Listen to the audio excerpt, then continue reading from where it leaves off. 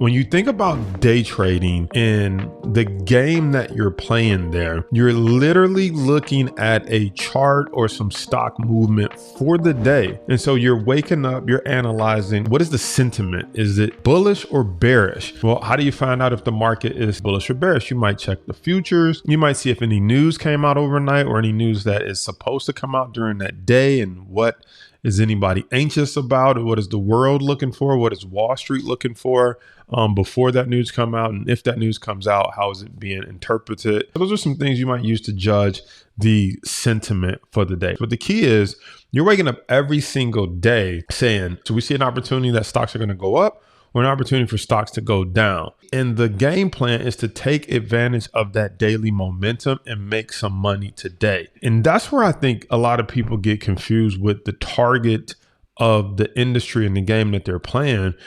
If you're day trading, I don't care if you're up $50, $100, $200.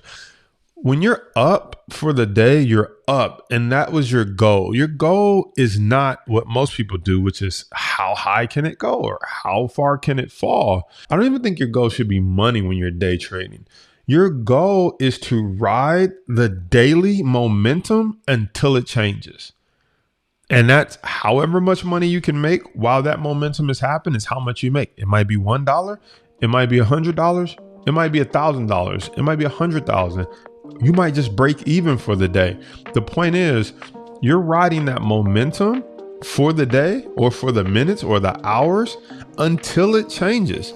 And the moment that momentum changes, you are technically done for the day. You really don't control the momentum, but what you do control is your ability to recognize when that momentum is slowing down or whether that momentum has peaked for the day and may be done, and it's time for you to wrap up your day trading extravaganza. Unless you try to play it back to the other side, but most people can't switch and be playing the market to the downside and then turn around, switch and play it to the upside.